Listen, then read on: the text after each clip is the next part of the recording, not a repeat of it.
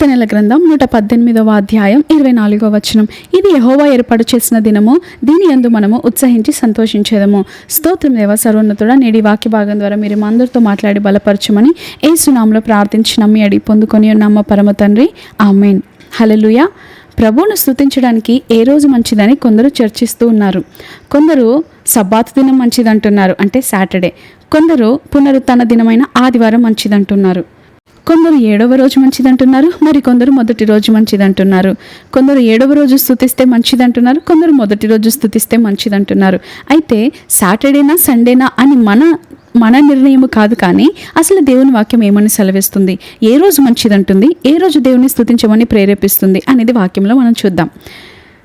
మనం ఇందాక చదివాం కదా, ఇది యెహోవా ఏర్పాటు చేసిన దినము. ప్రతి దినాన్ని దేవుడే ఏర్పాటు చేశాడు. ప్రతి దినాన్ని దేవుడు తానే సృష్టించాడు. సాతాను సృష్టించలేదు, ఏ మనుషుడు ఏ నరుడు సృష్టించలేదు. దేవుని వాక్యం సెలవిస్తుంది, ఆయన స్తుతులకు పాత్రుడు, ఆయన యుగ యుగములకు స్తుతి నొందుటకు అర్హుడు. అంత మాత్రమే కాదు, ఆయన భూత వర్తమాన భవిష్యత్ కాలంలో ఏకరీతిగా ఉండేవాడు. సూర్యోదయం మొదలుకొని సూర్యాస్తమయం వరకు ఆయన నామం స్తుతి నొందుటకు అర్హమైనది అని వాక్యం సెలవిస్తుంది. కేవలం సబ్బాతు దినాననే, కేవలం ఆదివారపు పునరుత్థాన దినాననే మాత్రమే కాదు, అనుదినము అనుక్షణము ఆయన స్తుతించబడుటకు అర్హుడు. పరలోక రాజ్యంలో ఆయన నిత్యము స్తుతించబడుతున్నాడు. కోట్ల కొలది దేవదూతల మధ్య పరిశుద్ధులతో, శరాపుములతో, కెరూబులతో, 24 పెద్దలతో, 4 జీవులతో, సమస్తం యావత్తుతో ఆయన నిత్యము స్తుతించబడుతున్నాడు. అయినప్పటికీ నీ నా స్తుతి ఎందుకు కోరుతున్నాడు? ఎందుకంటే దేవుడు దూతల కొరకు ప్రాణం పెట్టలేదు, దేవుడు 4 జీవుల కొరకు ప్రాణం పెట్టలేదు. దేవుడు నీ కొరకు నా కొరకు ప్రాణం పెట్టాడు. నీవు నేను స్తుతిస్తే వినాలని ఆయన ఆశపడుతున్నాడు. మనం చాలాసార్లు దేవాని చిత్తం ఏంటి, ఈ విషయంలో నీ చిత్తం ఏంటి, ఈ పనిలో నీ చిత్తం ఏంటి, ఈ యొక్క ఆలోచనలో నీ చిత్తం ఏంటి, ఈ యొక్క సిచ్యువేషన్లో నీ చిత్తం ఏంటి అని మనం అన్నీ అడుగుతూ ఉంటాం.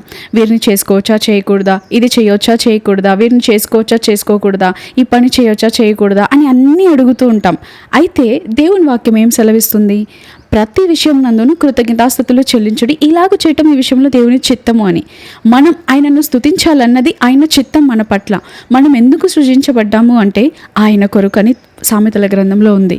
మనకు తెలుగులో అయితే ప్రతి వస్తువు దాని పని నిమిత్తము కలగజేయబడినని ఉంటుంది, కానీ ఇంగ్లీష్లో చూస్తే ఎవ్రీథింగ్ మేడ్ ఫర్ హిమ్సెల్ఫ్ అని ఉంటుంది. ప్రతీది ఆయన కొరకు సృజించబడింది. ప్రతీది మనందరము ఆయన కొరకు సృజించబడ్డాం, ఆయన నిమిత్తము సృజించబడ్డాం, ఆయనతో సహవాసం చేయడానికి సృజించబడ్డాం, ఆయనను స్తుతించడానికి మనం నిర్మించబడ్డాం.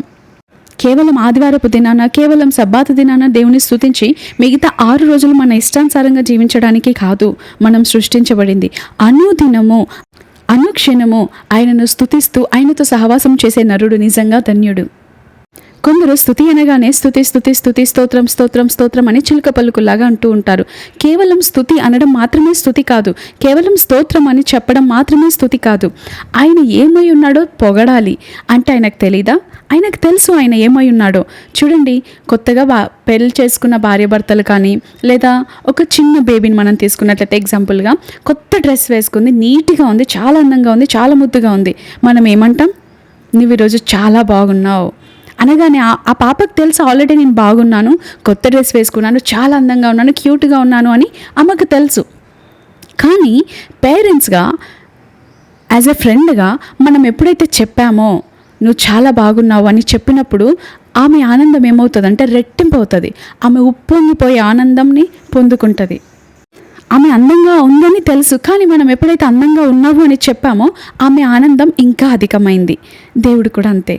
మనం ఎప్పుడైతే దేవా నువ్వు గొప్ప దేవుడవయ్యా, నువ్వు మహోన్నతుడవయ్యా అంటే అన్నీ ఆయనకు తెలుసు, ఆయన ఏమై ఉన్నాడో ఆయనకు తెలుసు. కానీ ఆయన ఏమై ఉన్నాడో మనము గ్రహించి ఆయన గుణగణాలను మనం స్తుతిస్తున్నప్పుడు ఆయన మనల్ని బట్టి చాలా సంతోషిస్తాడు. ఓకే, నా బిడ్డ నేను ఇది చేయగలనని నమ్ముతూ నన్ను ఈ విషయంలో స్తుతిస్తుంది కాబట్టి నేను అది చేసి చూపిస్తాను అని సర్వశక్తిమంతుడైన దేవుడు తప్పకుండా కార్యం జరిగిస్తాడు. ఆయన ఏమై ఉన్నాడో, ఏమి చేయగలడో, ఆయన ఏమైతే చేశాడో అదంతా మనకు తెలిసినప్పుడు, మనం స్తుతిస్తూ ఉన్నప్పుడు మనలో విశ్వాసం ఉప్పొంగుతుంది. చాలామంది స్తుతించమన్నప్పుడు కారణాలు వెతుకుతూ ఉంటారు. ఏం చేశాడు దేవుడు, గతంలో ఏం చేశాడు అని ఆలోచిస్తూ ఉంటారు. సనగమంటే మాత్రం వేలాది గురించి చెబుతూ ఉంటారు. స్తుతించమంటే ఏ మేలు గుర్తు రావట్లేదా? స్తుతించు అనగానే వందలాది మేలు వెంటనే గుర్తు రావాలి. ఆయనను స్తుతించడానికి ఎల్లప్పుడూ మన నోరు సిద్ధంగా ఉండాలి. మన ఫోన్తో ఎంతో బిజీగా సమయం అంతా గడుపుతూ ఉంటాం. అందుకే నేను ఈరోజు మీతో చెబుతున్నాను, be busy in praising God. దేవుని స్తుతించడంలో బిజీగా ఉండండి. దేవుని సన్నిధిలో గడపడంలో బిజీగా ఉండండి. దేవునితో మాట్లాడడంలో బిజీగా ఉండండి. దేవుని వాక్యం చదవడంలో బిజీగా ఉండండి. ఈ రోజుల్లో ఎవరిని తట్టినా, ఎవరిని ముట్టినా, ఎవరిని అడిగినా కూడా, చిన్నపిల్లలేంటి, పెద్దలేంటి, వృద్ధులేంటి, అందరిని అడిగినా కూడా బిజీ. టైం లేదు. నిజంగా టైం లేదు అంటున్నారు కాబట్టి నిజంగానే మీకు టైం లేకుండా పోతుంది. మీరు బిజీ అంటున్నారు కాబట్టి నిజంగానే బిజీగా పెడుతున్నాడు సాతానుడు. చెప్పండి, నాకు దేవునితో గడపడానికి చాలా సమయం ఉంది, నేను దేవుని సన్నిధిలో గడుపుతాను, నేను దేవుని స్తుతించడంలో బిజీగా ఉంటాను అని చెప్పండి. మన సమయాన్ని దొంగిలించేవి మన చుట్టూ అనేకంగా ఉంటాయి. మొదటి డిస్ట్రాక్షన్ మన ఫోన్ అయితే, రెండో డిస్ట్రాక్షన్ మన చుట్టూ ఉన్న మనుషులే అవుతారు. అందుకే ఎవరితో ఎలా ఉండాలి, దేనితో ఎంత సమయం గడపాలి, ఎవరితో ఎలా ప్రవర్తించాలో విచక్షణ కలిగి ఉండాలి. ఆయన వాక్యం అంటుంది, పాము వలె వివేకులను, పావురం వలె నిష్కపటులునై ఉండుడి అని. ఈ యొక్క అంత్యదినాలలో మనం సమయమును పోనిక సద్వినియోగపరుచుకునే వారిగా జ్ఞానయుక్తంగా ఉండాలి. ఆయనను స్తుతించడానికి మీకు ఆయన గుణగణాలు ఏమీ తెలియకపోతే, గతంలో దేవుడు ఏ మేలనైతే మీ జీవితంలో జరిగించాడో, ఏ స్థితి నుండి ఏ స్థితికి తీసుకొచ్చాడో వాటిని ఒక్కసారి జ్ఞాపకం చేసుకొని వాటిని స్తుతించండి. వాటిని బట్టి ఆయన కృతజ్ఞతలు చెల్లించండి. దేవా, ఒకప్పుడు ఆహారం లేని స్థితిలో నుండి ఈరోజు సమృద్ధిగా ముమ్మారు తినే ఆహారం నాకు ఇచ్చావయ్యా, నీకు స్తోత్రాలు. ఒకప్పుడు అనారోగ్యంతో ఉండి నన్ను ఇప్పుడు ఆరోగ్యవంతురాలిగా చేశావు, నీకు స్తోత్రాలు అంటూ దేవుడు ఏదైతే చేశాడో, మీ జీవితంలో ఏదైతే అనుగ్రహించాడో, ఎంతైతే హెచ్చించాడో, ఎన్ని ఆశీర్వాదాలను ఇచ్చాడో వాటిని జ్ఞాపకం చేసుకొని ఆయనను స్తుతించండి. ఈరోజు మనమైతే దేవుని నుండి ఎప్పుడు కావాలి అని పొందుకునే వారంగానే ఉన్నామే తప్ప, దేవునికి ఏదైనా ఇద్దాము అనేసరికి అందరికీ కానుక, డబ్బులు అడుగుతున్నారు అని అనుకుంటారు. ఇద్దాము అంటే దేవుడు మన నుండి ఆశించేది మన కానుకలు కాదు, మనమిచ్చే బంగారం కాదు, మనమిచ్చే గొడ్లు, మనమిచ్చే గొర్రెలు కాదు, మనమిచ్చే దహన బలులు, అర్పణలు కాదు. దేవుడు మన నుండి ఆశించేది ఎప్పుడు ఒకటే, అది స్తుతి. రెండవది మన హృదయము, మూడవది మన సమయము. ఇవి తప్పించి దేవుడు మన నుండి ఏది ఎప్పుడు ఆశించాడు. హృదయంలో కృతజ్ఞత ఉన్నట్లయితే, గతంలో దేవుడు ఏమి చేశాడో మనకు జ్ఞాపకం ఉంటే, మనం స్తుతించకుండా మౌనంగా ఉండలేం. మన నోట నుండి స్తుతి ఉప్పొంగుతుంది. దావీదు చూస్తే తను ఏ స్థితిలో ఉండేవాడో ఆయనకు తెలుసు. ఏ స్థితికి దేవుడు హెచ్చించాడో జ్ఞాపకం ఉంచుకున్నాడు.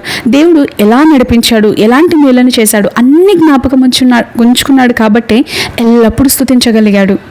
స్తుతించే వారికి ఏ పోరాటాలు రావా అంటే వస్తాయి. కానీ ఆ పోరాట సమయంలో కూడా దావీదు స్తుతించాడు. కొండ గుహల్లో దాక్కొనవలసిన పరిస్థితి ఎదురైంది. సొంత కొడుకు చేత తరమబడవలసిన పరిస్థితి ఎదుర్కొన్నాడు.